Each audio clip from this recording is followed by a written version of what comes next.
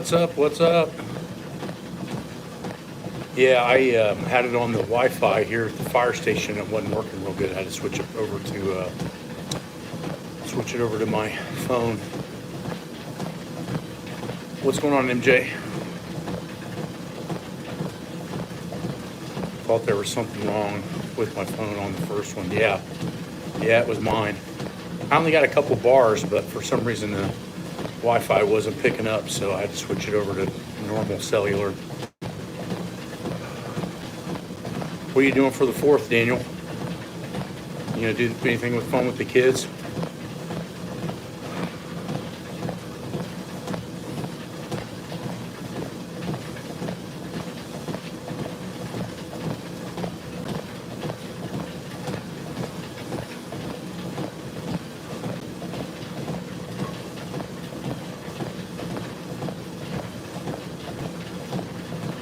Just eating at a friend's house. Oh, that's cool. Yeah, I haven't decided what we're going to do. I was going to go see Shorty, but he's still kind of in quarantine after his kidney transplant, so I'm not going to be able to see him for a little while, but I thought about going up and hanging out with him for the 4th, but the doctors still want him kind of secluded for now until that transplanted kidney turns on.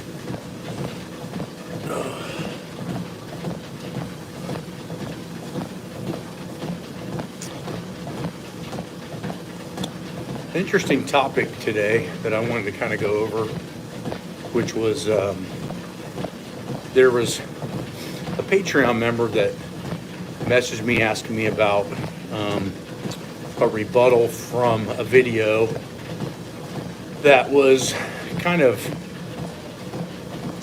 knocking scientific periodization, and their major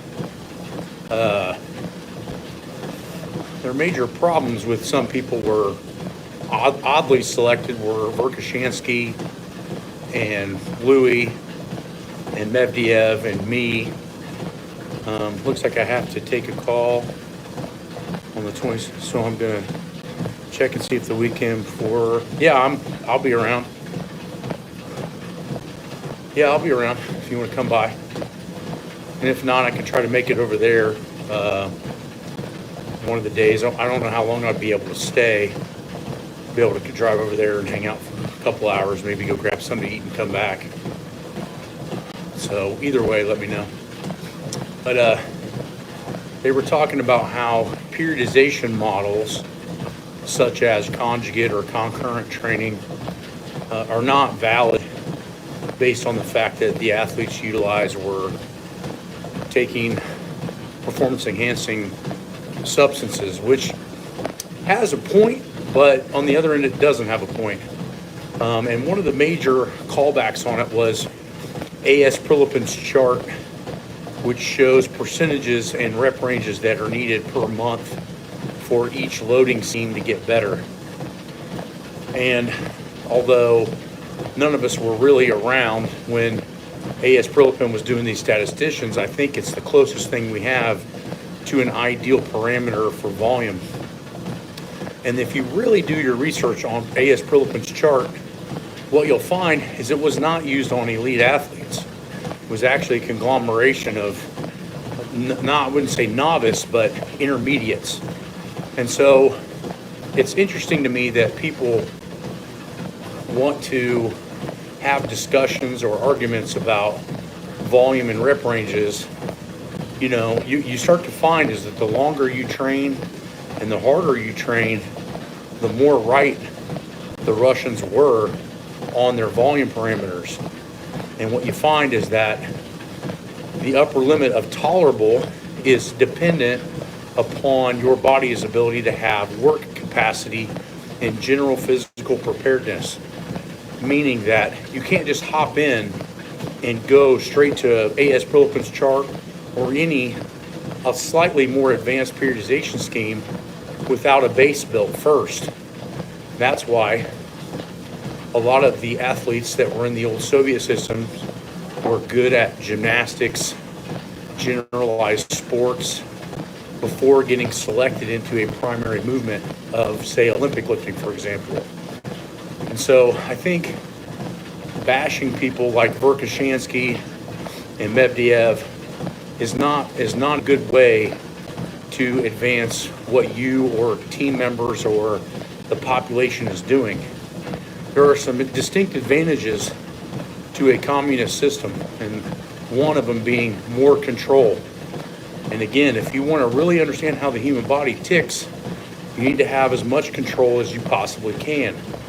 That's why you see places like China and other countries have so much success in Olympic sports that aren't necessarily big money makers like Olympic lifting, is because they have control over the athletes for long periods of time to actually be able to get them to do what they need to do to break records. So the point being is that if you want good studies, you have to have great control. And that's just something we do not have in the United States. We don't have control over subjects. And most of the subjects that we use for exercise science, especially exercise science, strength, and hypertrophy, are usually novice to beginner-based lifters, which again has its own problems. Because in the beginning of training, even a terrible system will work really well because it's a new stimulus and the body is trying to adapt. And that's the whole point to a concurrent system, is you have limiting factors of intensity volume parameters that allow the body to get enough stimulus to get better, but not too much to where you're overtraining, which is where Prilepin's chart is a good guide. It's not a Bible, it's a guide.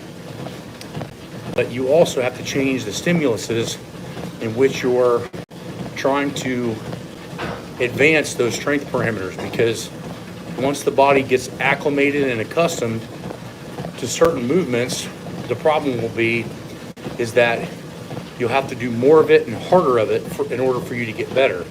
Whereas the big thing that people miss is, what if you just change the mode to where it's an unfamiliar movement to the body and it's specific enough to have transfer, but it's also vast enough to maintain newness. And that's where Medvedev, Bondarchuk, Zatsiorsky, and Verkhoshansky really started to figure out the problem of training too specific to get better. So I think it's really interesting that people want to talk about pseudoscience and all this other shit. And then you go to all these new science papers and you start realizing that every science paper and every research thing probably ever done in the United States has all been pseudoscience.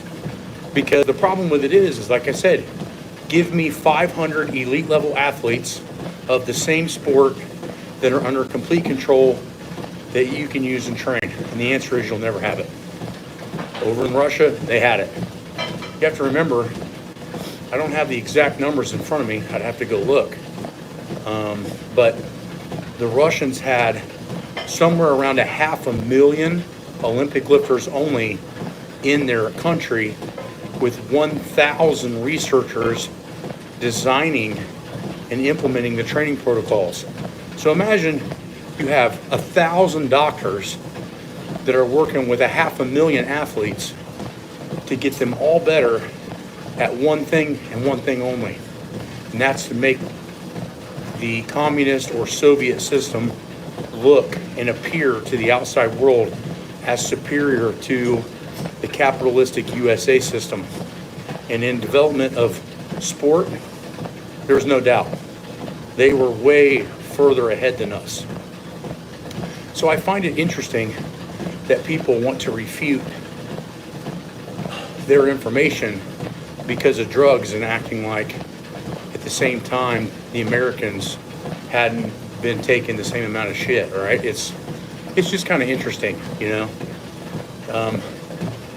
I think that if you really look at the upper echelon of performance, research, and development, East Germany was probably at the top forefront. They had access to the Soviet system's literature and research and professionals.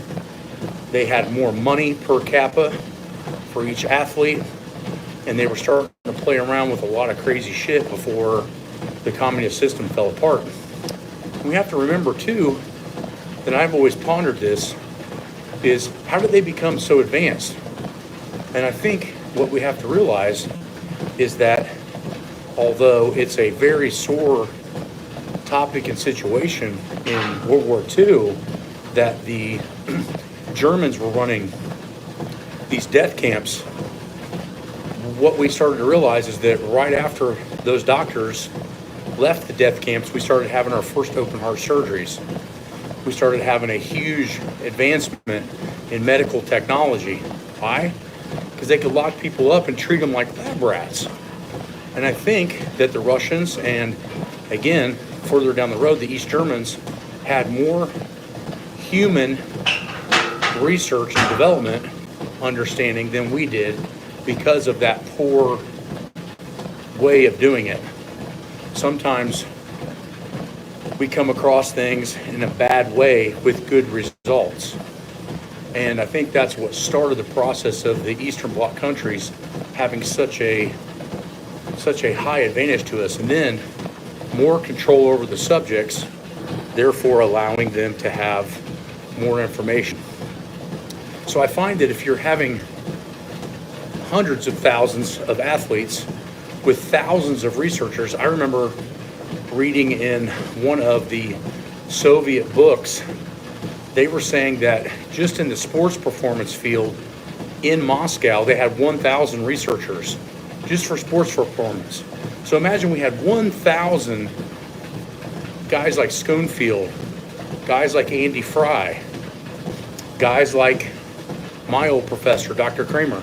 Imagine having 1,000 of those in one city trying to figure out the human problem of strength, conditioning, speed, power, and endurance. I mean, you're going to have some amazing results.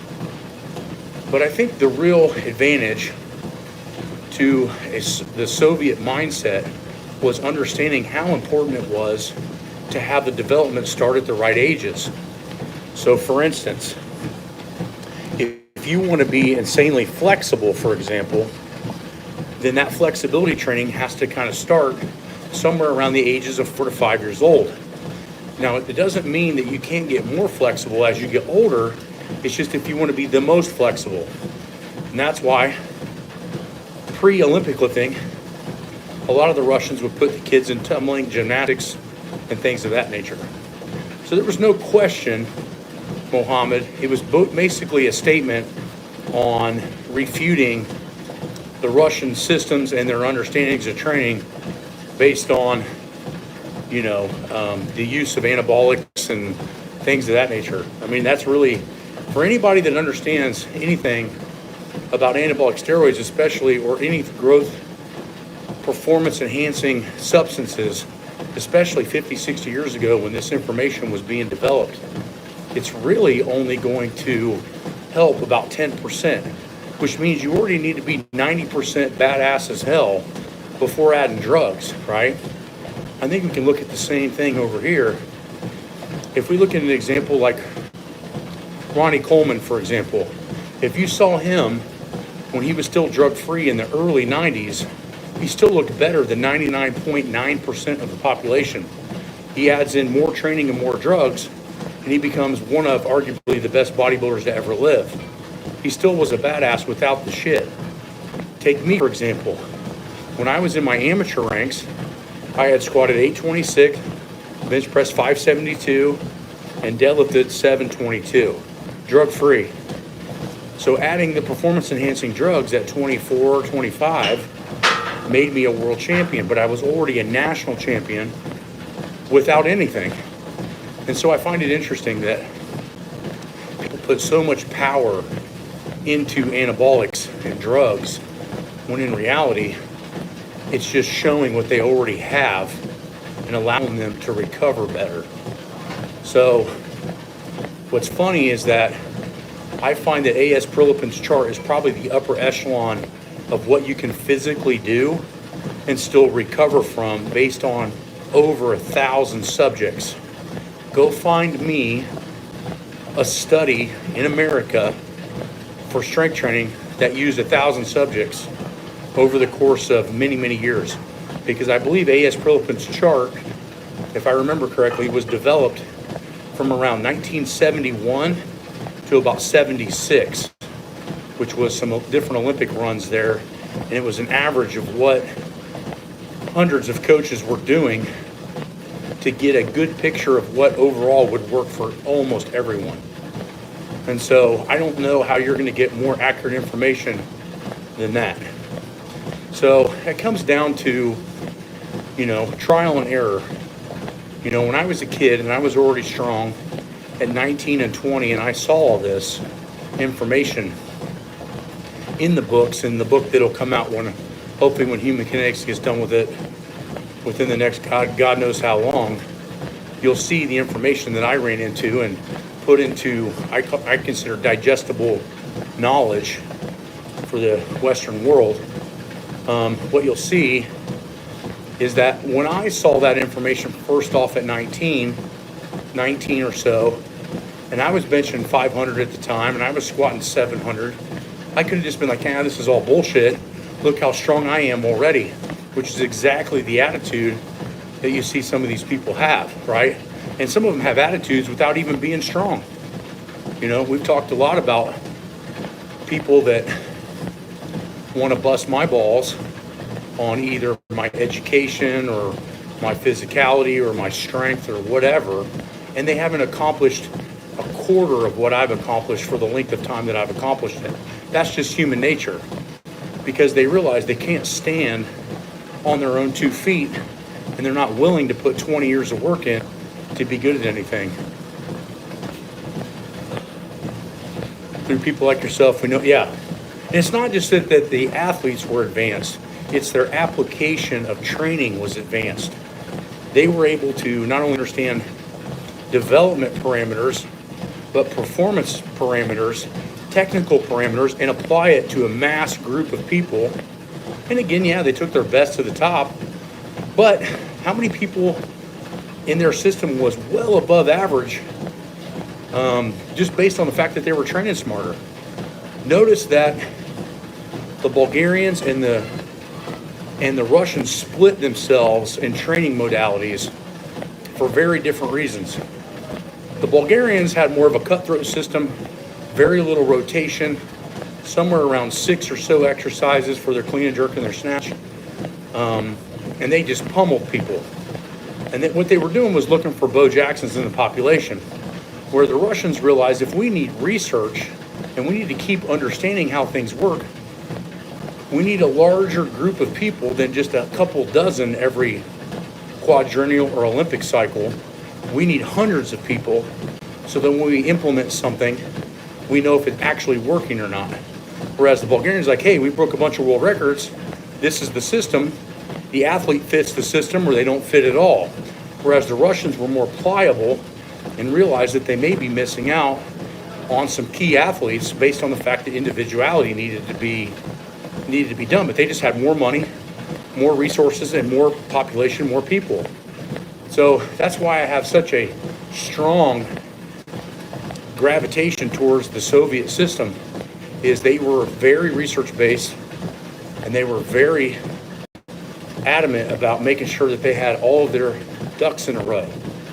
And it sucks in some ways that their system kind of fell apart in the early 90s, because I think they were really on the cusp of finding out really crazy stuff. Because if you look at the mid-late 80s writings of Medvedev and Zatsiorsky, you start realizing they were onto some really, really cool stuff. Recovery methods. Well, they knew how to split the workouts up. They knew about contraction types and what fit together and what didn't.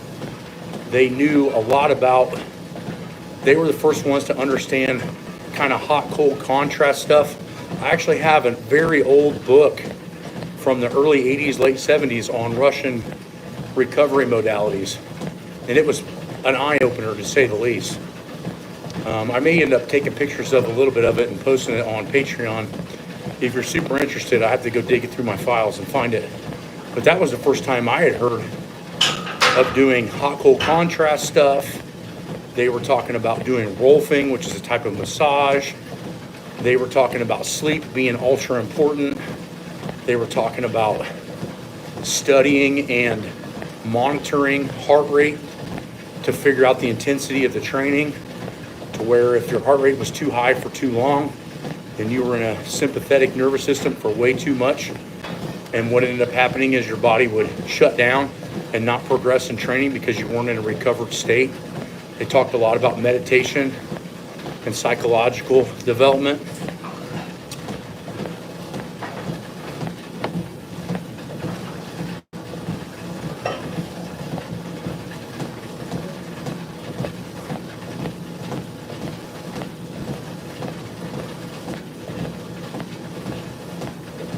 So, yeah, it's just interesting when you have all the actual books in front of you. You've read it, you've lived it, you've applied it to mass populations, and you've seen success, and you have all these people that are telling you to stay away from it. And again, it's hard because you have to understand, again, and I would talk about this all the time, there's 3 pillars that you need to look at very hard to listen to somebody's information. And again, there's people that I've listened to that don't fill this parameter, but they're rare. 1, how strong are they? If you have a guy teaching you technique on the bench and he benches 100 kilos, you probably don't want to listen to him, because I didn't learn anything about how to bench press correctly until I was bench pressing close to 240 kilos. I did it wrong until 240 to learn how to do it right to get close to 300. So limiting factors of strength can oftentimes teach you as you rise ahead. So what got me to a 500-pound bench press had no business getting me to a 600. You see this happen all the time with people with even world records. They get up to a certain point, they can't get any stronger. Have they truly hit their limit? The answer is no. But I can tell you from what I've seen in the last 25 years, they're afraid.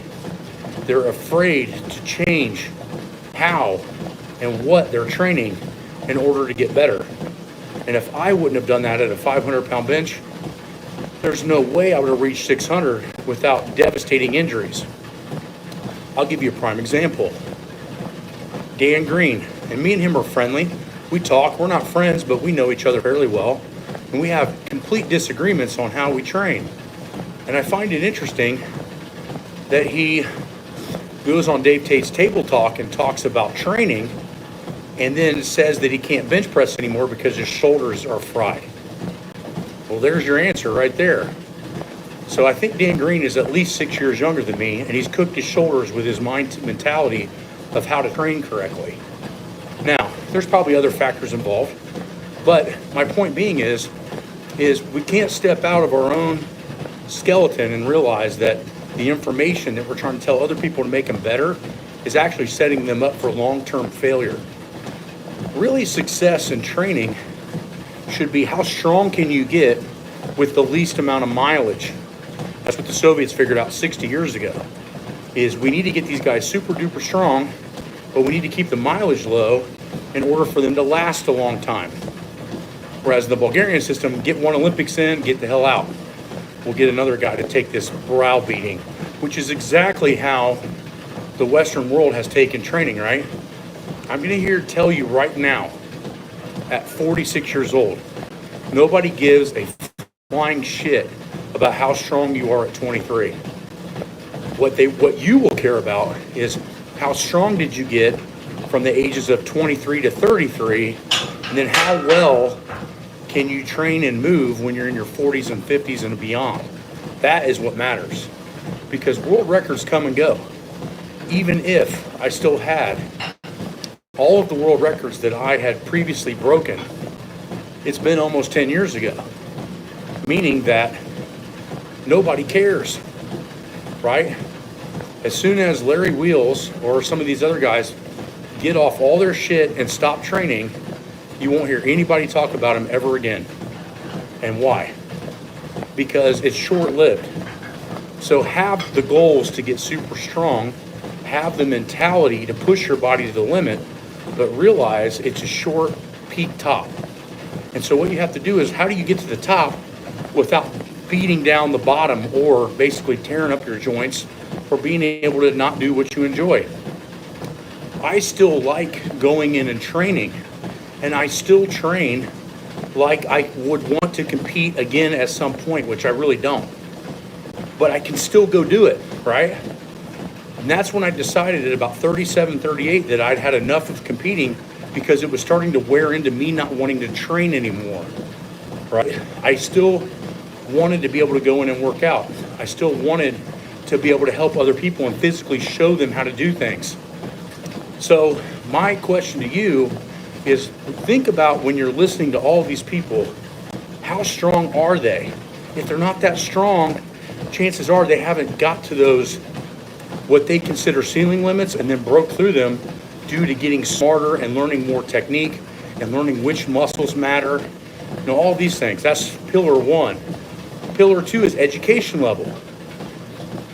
If you have somebody, and like I said, it's tough to decide, but you got somebody like Goggins, for example, right? I can't remember his first name, the black guy that was in the SEALs. He's had more injuries than most professional athletes. And he tells people about mentally pushing through and doing all this other shit. He's not going to be able to walk when he's older. And I think segmenting yourself down to understanding if Goggins had a PhD in any kind of exercise science, he might change his mindset of what he tells people based on the fact that he would understand joint pressures, he would understand muscle imbalances, he would understand a little bit more of those areas that kind of keep us healthy instead of just saying intensity is everything, right? That's one thing you have to look at too. So education level. The next thing is longevity. How long has the person been strong or continuing education? When I initially started the Patreon channel, it was to force me to read more because I post the books that I'm reading on there. I'm experimenting with workouts at the gym and the fire department where I'm at now and seeing what works and what doesn't, and I keep learning. So what I know now is far beyond what I knew 10 years ago, even though 10 years ago I was stronger than I am now. I have to be more of a teacher than an actual physical badass. Even though I can do physical badass stuff, I still have started to shift my body over to more coaching and just being able to do the movements. The point is that is someone constantly learning the longevity. So you have strength level, education level, and longevity. Those three things. If they don't have those three things, or they're missing one or two of those components, I'm not saying to not listen to them. I'm just saying you need to be careful because they probably are missing huge gaps in what they know. And that's why I've always continued to push my education. It's why I busted my ass to write the book that hopefully will come out sometime soon. It's still in editing, but my part of it's done. And it's why I keep pushing education, right? Going and getting honorary doctorates, being applied and accepted to PhD programs and figuring out when I want to start. Things of that nature are always things that I have pushed myself to do. And again, live the life. If you want to be somebody in a certain area, be it 100%. Nobody cares about people that are half-assers. Nobody cares about people that just want to do the bare minimum. Go to the max, because then you have no regrets. It's like I know physically in competing, I gave everything I had for as many years as I had it. So people ask me all the time, oh, Matt, you should go back and compete. You could break world records at the master's level. I broke world records at the open level and the pro level. Like, I don't need to prove what I've done more in that area. I think I'm better utilized for people now, just increasing education and experience. And so again, find people like that want to pursue multiple avenues of their education. And I think that's what is so important to me, is that the Russians figured out a couple of big things coming back to the initial topic. They figured out you can't study beginners because beginners get good at anything. They also figured out that if you want to be really good, it takes a long time to develop it. Meaning you have to start at the right age, You have to develop at the right age, and you have to have all the technical aspects perfected before you actually push the strength levels up. And number 4, they're the only population, at least back in the day, that talked about symmetry from anterior to posterior and left to right imbalances in order to increase superior strength levels or performance levels. Those three or four things, to me, put them at the top upper echelon of training and why you should be focused on their stuff. So I'll talk to you guys later. It's a great live. Hope you guys got something out of this. If you guys can, go on and support Patreon. I'll talk to you guys later.